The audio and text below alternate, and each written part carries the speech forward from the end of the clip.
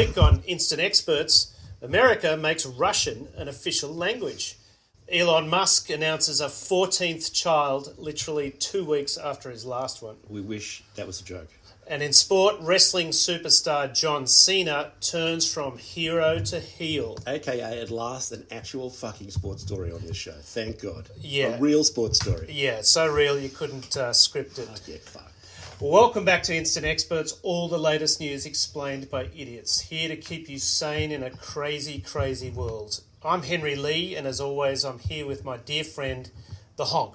Honky, welcome. Henry, what a pleasure to be back with you. And I tell you, for a show that's dedicated to looking at crooks, fuckwits and morons, our timing is terrifyingly good, isn't it? Well, it's been a busy week. Tell us all about it. Well, what about Trump? I mean, look, during the week, during joint session to Congress, Trump declared... Sorry, he didn't declare. He said a lot of people have been saying to him that his is the most successful presidency in US history. On that basis, we're the greatest and biggest podcast ever. We have to be, don't we? Well, we have to be. We've got 6 weeks of chaos behind us. Yep. We've signed a sponsorship deal with the Kremlin. Yes. It's a big milestone for us. Tell them about the tariffs. And we've demanded Spotify and Apple impose a 25% tariff on all other podcasts. Yeah, fuck them. Although there's a bit of a downside. It does mean Joe Rogan episodes will go for a week. Love of God. But look, we give Trump a lot of shit, but he is being misquoted. It's not what he said. He said people have told him it's the most successful US presidency in Russian history. And that's probably true. Yeah, it's very hard to argue, but it's classic fake news media, isn't it? I mean, there shouldn't be those kinds of errors. Last week we joked that Pravda was in the White House briefing room. And it basically was. And it basically was. It wasn't Pravda as such, but it was TASS, which is basically the Associated Press of Russia, was literally in the room for the Zelensky meeting. It's basically news, but hold the facts, right? Is that what it is? Correct. So the major agencies of the world weren't there, but the Russian media was in there. And 5 feet from the president. Broadcasting live on Agent Krasnov. And don't you love the explanation the White House gave, which was pretty much go fuck yourself, right? It was, well, we don't know how the guy got in, because of course anybody can just walk in off the street to the White House and sit 5 feet from the president. But as soon as we found out, we were disgusted and we escorted him out. Yeah, indeed. Honestly. Well, we just want to start before we get into the meat of the show by thanking the Instant Experts community, which is growing all over the world. This week, listeners joined us from Reykjavik in Iceland. Yeah. Nairobi in Kenya. Wait a second, Reykjavik's near Greenland, isn't it? It is. Watch out. We're coming after you next. Lock up your penguins. Lock up your penguins, indeed. Yeah, you said Nairobi in Kenya. I'm sorry, you said. Super fans in Reading, yes. UK, been with us since week 1, home of the Reading Festival, of course. Tel Aviv, Israel. Indeed, our super fan there it's exciting, believed to be a senior member of the judiciary over there. Yeah, we think he was relaxing when he was hearing the show. He was relaxing at Gaza Lago. Is that what it's called? Gaza Lago? Trump's new resort. And of course, many listeners across Australia and the USA, including towns like Lowell in Massachusetts, Bergenfield in New Jersey, and my favourite, Milwaukee in Wisconsin, which is home of Laverne and Shirley, as I recall, and Happy Days back in the day. I think that was my all-time favourite sitcom theme song, wasn't it? We're going to make it after all. So sweet, Honky. Yeah. Are we? We'll find out. Anyway, we'd like to say hi to everyone. Obviously, we can't say hello to all 34 countries and 144 cities in which the show has been heard so far. We're too big in show business. We're too big. That's right. I knew you before you were famous, Honk.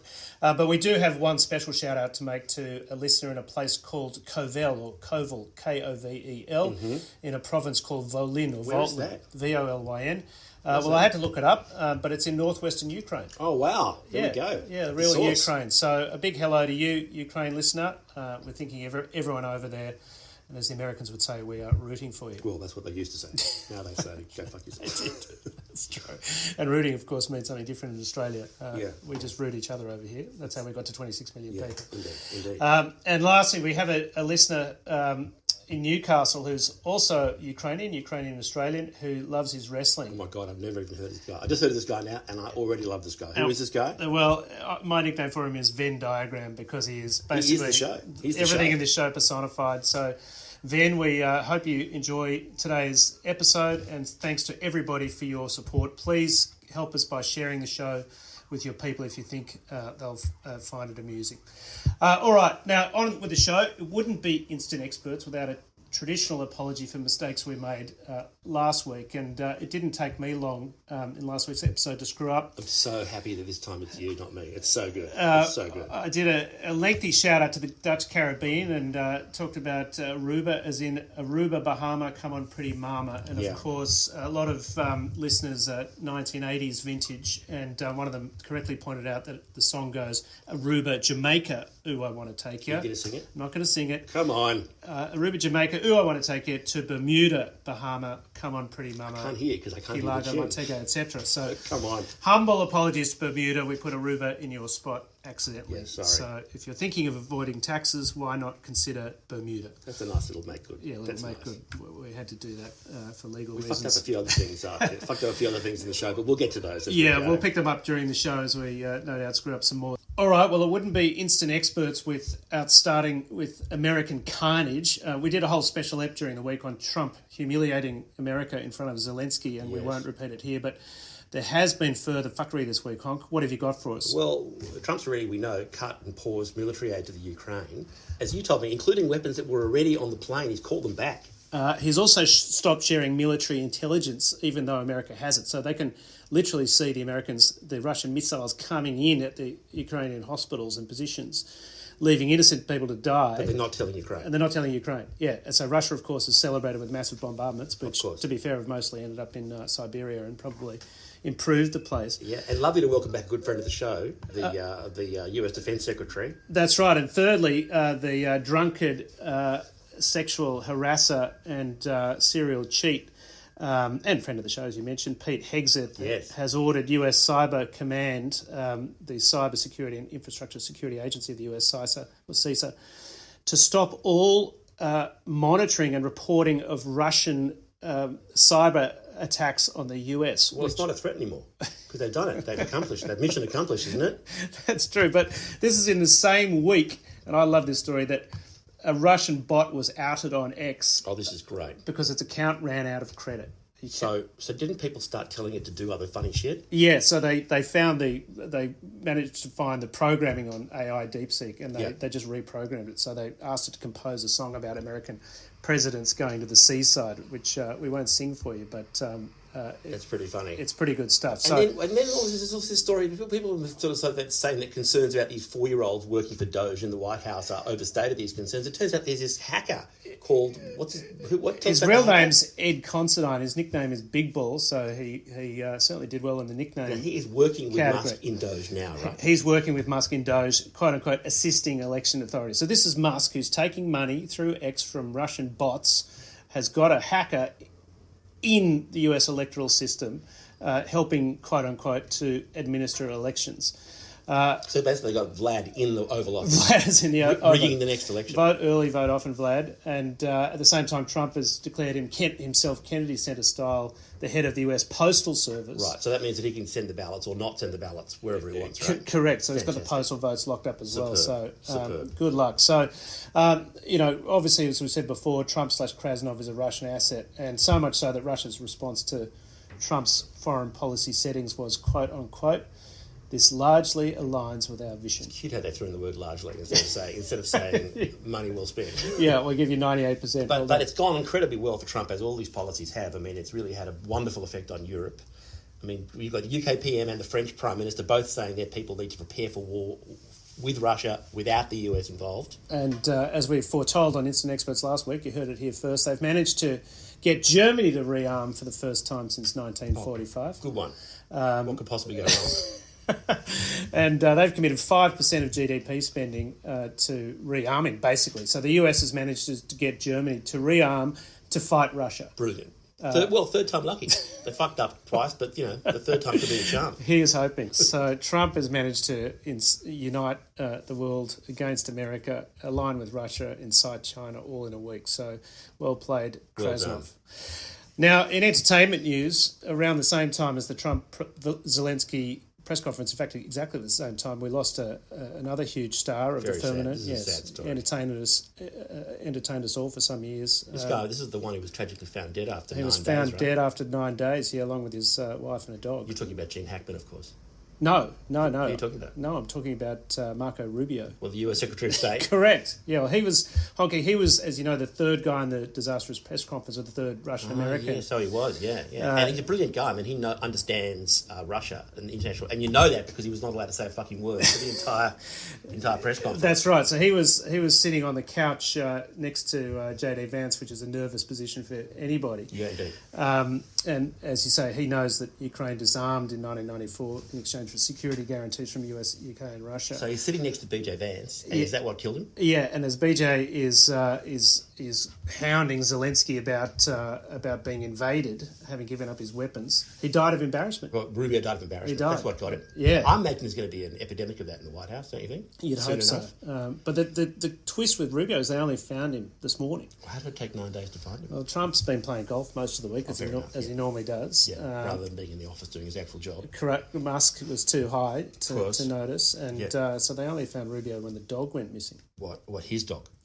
No, it wasn't his dog. It was the White House dog, actually. I didn't know the White House had a dog. The White House always has a dog. Yeah. Right, but this White House I didn't know has got a dog. Yeah, it's a new dog. Yeah, What's it's a new it dog. It's a Siberian Husky. Oh, yeah, of and course. it's called Stalin. I mean, of course. What else would you call it? So what happened to the dog? I don't know why Trump's administration killed the dog. I think it probably ate the food meant for the black Labrador. Oh, well, fair enough. They don't want any DEI hired dogs in the White House, do they? That's correct. And Mrs. Rubio, the wife, died. Yeah, well, she didn't actually die. She's just married to Marco, so... Okay, well... Next best thing. Yeah, pretty close. It's touch and go, isn't it? All right, business news. Trump has also been busy on that front. He's gone ahead with tariffs on Canada and Mexico. And it's gone incredibly well. Gone brilliantly. Trump, the stock market genius, has managed to tank the stock market immediately. Now, in his joint session to Congress, he said that he inherited a shithouse economy and now the economy's going gangbusters. Is that true? That is not true. The market was it was at record highs under Biden. And now all the gains have disappeared. And in fact... The only thing at the White House at record highs appears to be Don Jr. Oh, yeah. God, you see this footage that emerged? Tell me. Well, there was footage of him, I think it was at a SpaceX rocket launch. The video's now gone out again. At Cape Canaveral on the Cocaine Coast? I think so, on the Cocaine Coast near the real Mar-a-Lago, not Mara-Gaza.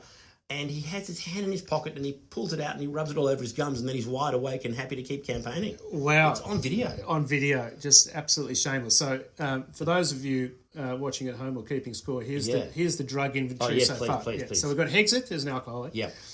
RFK Jr., who's a quote-unquote former heroin addict. Let's just say, yeah. You've got Musk, who's very much a current ketamine addict. No question. You've got Donald Jr., who's on coke. What's Trump on? I think he might be on Metamucil. What's that? Like, what is that? Well, for people who don't know, what is that? Yeah, well, it's basically like a broom for the colon. So, we did probably too much on his bowel issues last week. But you reckon Vance is on the gear? Well, I think Vance is a secret smoker. Or he likes to sneak out the back, and what does he do? Smoke what? President's dick. I see. Right, I gotcha. Yeah. But I do love with this Canada-Mexico stuff, I love the backflipping. Remember he said he was imposing it, then he paused it, now he's imposed it again, but he's imposed another pause for order. There's like a carve-out for cars. Yeah, this is like honk, eat your broccoli, or you won't be able to go to the footy on the weekend. Yeah, he's turning into that dad, right? I'm counting to 3, I mean 5, I mean 17. Yeah, okay, fine, I'll eat the broccoli. And he's doing it with Hamas as well. Remember, before he became president, he said, if Hamas has not released every hostage before I become president, it's going to be hell to pay me to kill you all. They didn't, and now he's negotiating with Hamas, saying, now I really mean it. I really mean it. The art of the deal, indeed. So you really showed them Krasnov. Magnificent. And it's not just at the top end of town they're fighting back. The people are fighting back, and we've had this segment before about grassroots movements against the criminals in the White House. You think of those unforgettable words from the Greyhound bus driver, "Gargle my balls." Correct. So go back a few episodes for that one if you haven't heard it. But our favourite Vice President, JD/BJ Vance, went on his family's ski weekend in Vermont right after the Zelensky press conference. It also didn't go that well. It did not go that well. They sort of ran him out of town, right? Yeah, they basically told him to F off. And specifically there were signs saying, go ski in Russia. Thank fuck they didn't say, blow me. He would never have left, right? would have been right on the job. So he had to hastily arrange an alternative. Yeah. So, But he's come back. What a great... But he's had a stage, an amazing comeback, hasn't he? Yes. Yeah, I mean, Vance is theoretically a smart guy, but he's a man of absolutely no principles, as I think we established. Yeah. But He gave a great speech, though, to try and turn around the problem with the Vermont thing. He gave a great speech. Right, tell us about it. And I think he referred to 20,000 troops of... He talked about people... Ukraine going to be... Somehow, he joked about it possibly being defended by some other country.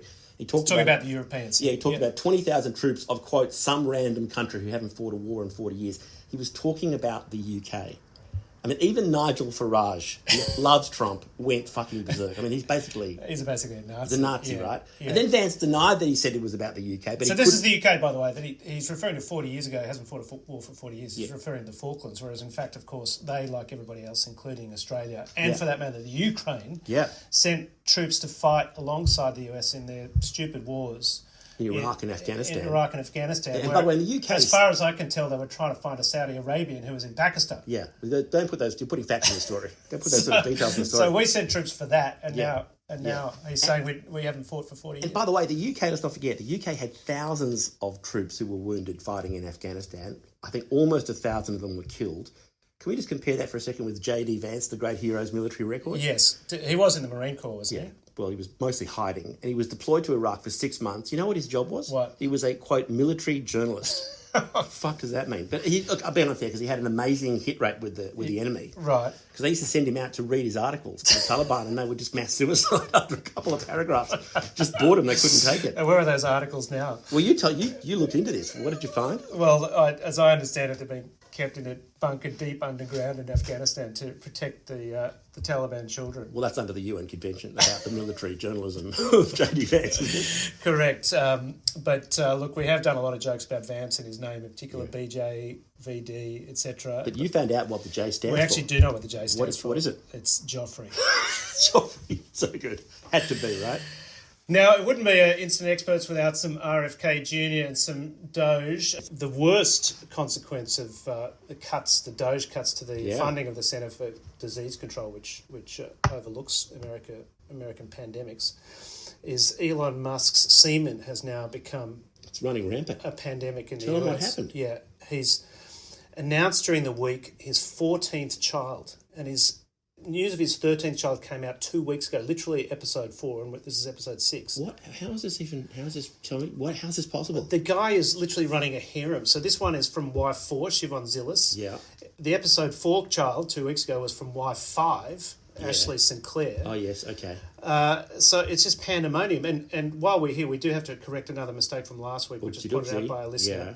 So there's a distinction between Musk's wives and his baby mamas. So he's had 3 wives and 4 baby mamas so far. Okay. Yeah, so his first wife was the first baby mama, Justin Wilson, 6 kids, including twins and triplets. I'm writing this down. Keep going, His second and third wife, confusing, were the same person. Did he forget? Was he on so much ket that he forgot he married her and to remarry? Married, divorced, married, divorced. Right.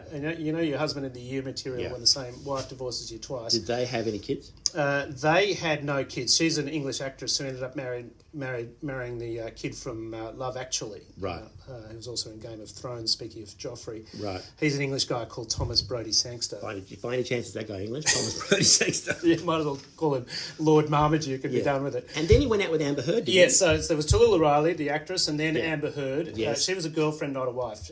She was on the rebound from Johnny Depp, a la the crazy divorce and defamation case. Yeah. Now, he was a drug-addicted alco, or she used to shit his pants.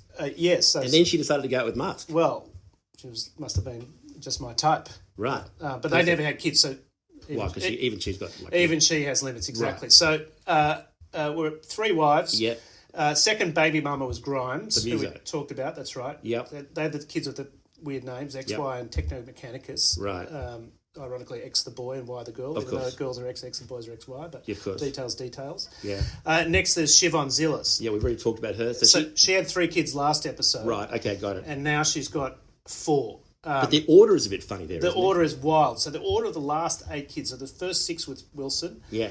And now the last 8 kids, the mothers have been Grimes, Zillis, they're twins, Grimes, Zillis, Sinclair, Zillis. This is like, remember when we were kids, like there was that thing where you had to remember what happened to all of Henry VIII's wives? Right. Remember you had to remember divorced, beheaded, died, divorced, beheaded, survived? Right. So is that Is it like sort of, is that how you remember? What's like, the Musk version? Well, we talked about how a lot of these were conceived with IVF. So it's kind of like, is it like jizzed, IVF jar, jizzed, too fucked on ketamine to remember, penile implant worked, penile implant leaked, and then last one would be like what, like jerked into a Yakult cup and Uber Eats it over? Like what? Is that how you remember it? Did I get it right? Because I was writing it down when you were saying. There must be something to that. Now, my question is, what do you call the 14th child? Well, it's the 14th kid. There's only one name, isn't there? You've got to call him what? 14th, I would go with Louis XIV. Well, Louis, got to call him Louis XIV, of course. Yeah, what have they gone with? Well, you told me the name is some fucking. It's even by his standards of Zavrox 3000 or whatever the fuck it is. Zeldon Lycurgus. What the hell is that? Jesus. After sine, cos, and tan, whatever the triplet's called. Give him a normal maths name. Like Pythagoras' theorem. Perfect. That's a beautiful name. Something we all understand. Yeah. Anyway, we finally hope RFK gets on the case and finds a vaccine for Musk's jizz. But well, there's bad news there though, because you know how most of the time when a vaccine is normally a small dose of the infecting what are you trying agent. What are you trying to say? I think RFK is going to have to gargle a bit of Musk's jizz to see if he can actually crack the code. Maybe he's pregnant already. Oh, he could be pregnant. Yeah. What would their kid be called? Oh, if RFK and Musk had a kid? Yeah. Well, the obvious name would be RFK 111, the third, because Musk likes to run numerals. Yeah. So what, RFKKK? That's an even better choice. That's beautiful. That's a beautiful combination of the Kennedy tradition and the Nazi salute. That's beautiful. It's a beautiful compromise. Look, we shouldn't be too harsh. It is possible that 90% of instant experts, 3,000 listeners, are actually Elon Musk's kids. Christ. So luckily, most of them hate him. Yeah, so thanks for listening to the show. Yeah, that is a terrifying possibility, though. All right. More entertainment news. Hamilton, the musical, the worldwide smash hit, has cancelled a season at the Kennedy Center in protest at Trump's takeover. Yeah, but Trump said he doesn't give a shit. He's not worried. Right. Why? Has he got something else planned? Yeah, he's apparently commissioned a rival piece, which is opening. And in fact, about an American president called Donald Trump. And what's amazing is, I want to thank you because you slipped me. I'm going to have a go at it, but you slipped me from your sources a section of the opening number. This is meant to be an original musical. Right. But I have to say, when I've looked at it, you've only just handed it to me, it does have a certain familiar Hamilton-style ring to it, especially the opening number. Should I have a go at reading some of this rap? How does it go? Yeah, I whiffed on, Kokomo, but you go for it. I'm going to give it a go. This is like a spoken word rap, okay? So this is, I've got to say, I reckon Hamilton better call lawyers, because this reminds me a lot of that. It goes like this. It goes, how does a bastard, awful son of a cunt who's a slumlord dropped in the middle of a Manhattan street by his Caribbean nanny who could see a real no-hoper grow up to be a prick and pussy groper? The no-dollar earning muppet, Russian puppet, though a vile viper, never paid piper, dodged a live sniper, and if he smelled riper since 50, it's because he always has to wear a diaper. Well, the word is around. We say, this guy is insane, man. Run for president, won twice, even though he failed a brain scan. He got no reputation, and he'll gargle balls for fame, and the world's got to know his name. What's your name, man? And then I think it goes, Donald Trump the simpleton. My name is Donald Trump the simpleton, and there's a million scams I haven't pulled, but just you wait, and then on it goes. Wow, bravo, The Honk. I hope I read it right. I hope I did justice to it. That was some pretty good freestyle if you didn't. Yeah. Congratulations. Well, thank you again for slipping the lyrics to me. You're a good fella. I appreciate it.